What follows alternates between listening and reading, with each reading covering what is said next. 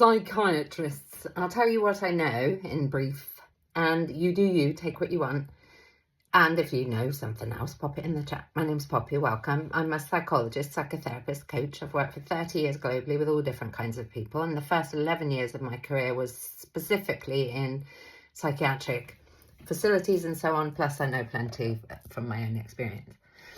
Psychiatrist, medical doctor, specialised in mental health conditions and the medication or drug treatment of specific mental health conditions, and they also typically will diagnose and or could be there as a second opinion. With anybody in mental health, I'd say this: we work for you. Let us impress you, please. Whether you're paying us or it's a service being offered to you, it is a profound privilege and pleasure to be able to get this close to you in your vulnerability, in you wanting some support, some guidance in order to be at your optimum health. Be careful and do your due diligence. And I'll tell you what I mean by that. However, I would say if you can, and I know it's not always possible, get someone to advocate for you if you're feeling particularly vulnerable or not very confident. However, in all of us, in you, even if you feel very unwell mentally or in any kind of a way, there is a very strong, powerful part of you, healthy, functional adult self. And I would say, please bring that part forward when you're interviewing for, and you get to do that, for someone who has the pleasure and the privilege of being close to you when you're vulnerable and wanting to be well. Some psychiatrists will just diagnose and just use drug treatments. And I would say that's fundamentally short-sighted because they're treating a symptom. I'd want to be interested in what's the symptom of? What's the deeper issue that you're having a response to? Medications can be excellent for some people. However, I think you're missing the trick if you're just treating something that's on the surface. There will be a reason for your dis-ease. There always is. You may be predisposed to a certain condition because your parents had it or whatever it might be. However, I would allow yourself to learn the bigger stuff. What do you do with your emotions? Do you hear them as messages? Do you eat well? Do you attract good, loving people in your life? Are you chronically lonely? How are you sleeping? What kinds of things do you think about, and so on? You could ask your psychiatrist, where are you trained? Who are you registered with? The psychiatrist needs to be registered in order to practice.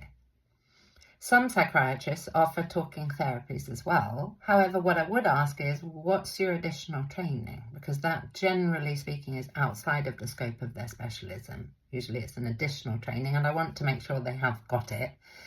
They haven't just, and it happens in any profession, someone said, oh, you're good at this, and suddenly they're a therapist. I would check. There are some excellent clinicians. However, there's every shade of not excellent as well. So I'd have your back. And you get to ask, where did you train? Have you got testimonials anywhere? Patients say, oh no, it's all very confidential. Okay, so can I see your work anywhere? Equally, you get to ask, what can I expect from this? Why do you charge that? Who has your back while you have mine? The biggest question I would ever ask anyone who's working with you to support you with you. Who's got you?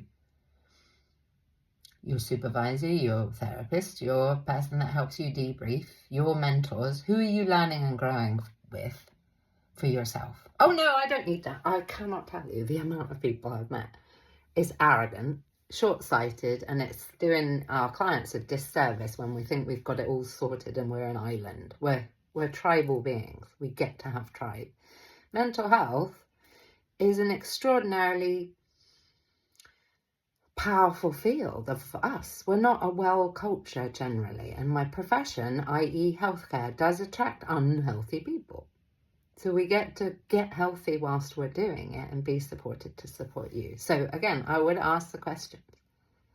and have us impress you. And again, if our baseline behaviour shifts suddenly when you start asking about, you know, can I just check I can trust you because this is my mind after all. If we get defensive, I'd say, next. Take what you want, leave what you don't. Send in huge love. Check out as well.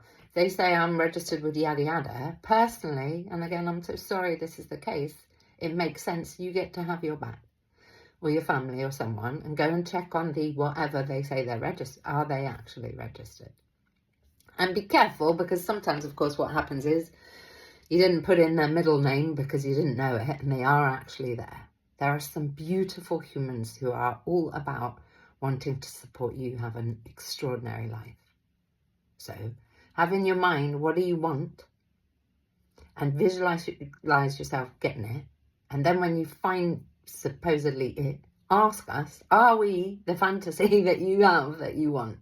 And if you get a sniff of BS, I would put that down to, well, maybe, and go and check us out, please. This is your mind. The right person will help you. However, we get to be discerning about our yeses and our nos. And on that point, you're very welcome to have Thrive, which is Thrive Boundaries Mastery Program. For you, if you'd like it, it was £300 nearly recently. Now it is pay what you feel you are worth, because I would like you to be well. Send in love.